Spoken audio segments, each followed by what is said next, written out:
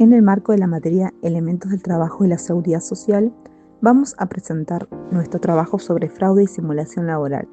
El objetivo es dar algunas claves para poder identificar una relación de dependencia cuando ésta se encuentra encubierta. Todo suele comenzar con una propuesta que, a primera vista, parece atractiva e innovadora. A menudo escuchamos frases como esta: no buscamos empleados, buscamos colaboradores apasionados que quieran sumarse de forma autónoma y creativa. Este lenguaje es, muchas veces, la puerta de entrada a la problemática que vamos a analizar. Esta propuesta nos sitúa en una encrucijada legal clave, la que divide el trabajo dependiente del autónomo. Mientras que el trabajador dependiente se integra en una organización ajena, no asume los riesgos del negocio y se somete a directivas. El autónomo, en teoría, aporta su propia organización, asume sus propios riesgos y define sus tiempos.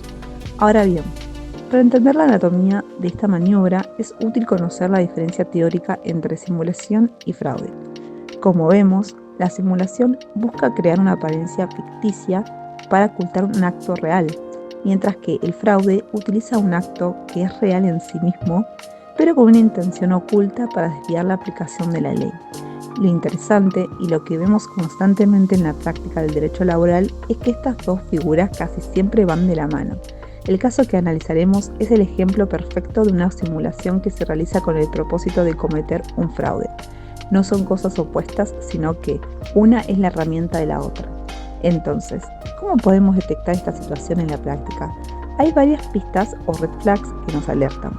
Las más comunes son el control sobre la jornada y los horarios, el sometimiento a órdenes, es decir, la subordinación, el uso de herramientas de trabajo provistas por la empresa y la ausencia de derechos laborales básicos e irrenunciables.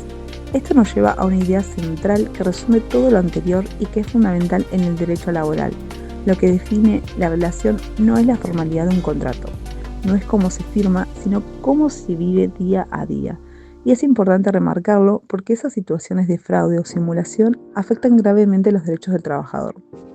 Este concepto tiene un nombre y es el principio rector de nuestra materia, el principio de primacía de la realidad. Significa, simple y llanamente, que los hechos, la verdad de lo que ocurre, siempre prevalecen sobre las formas, los papeles o los nombres que se le quieran dar a la relación.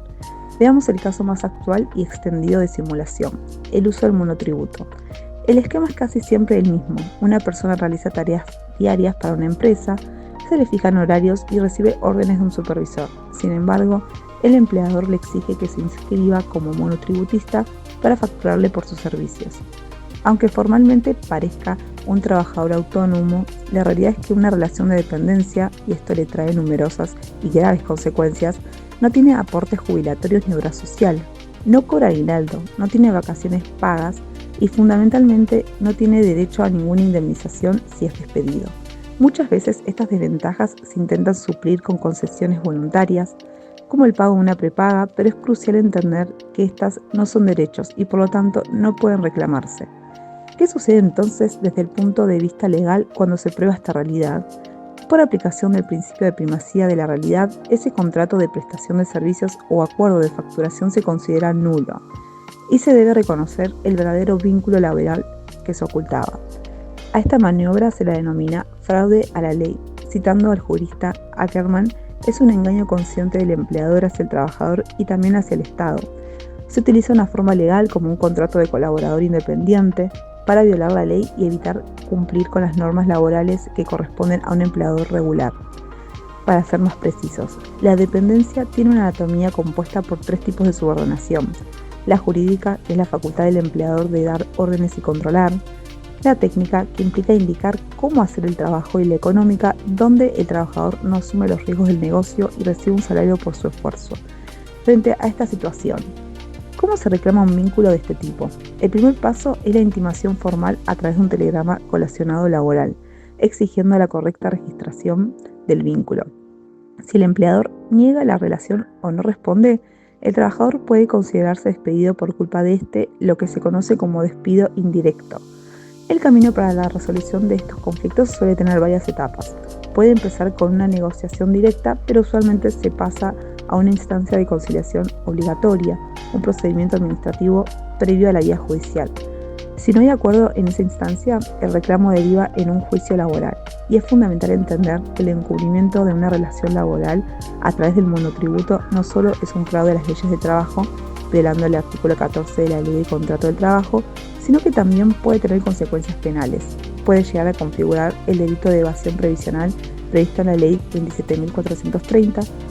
Para darnos una idea de la magnitud, según datos del CIPA a marzo de 2025, en Argentina hay más de 10 millones de asalariados registrados frente a 2.700.000 trabajadores independientes entre monotributistas y autónomos. Pese a que el fraude laboral mediante el monotributo es una de las formas más extendidas, no existen datos oficiales sobre la situación y esto en sí mismo es parte del problema.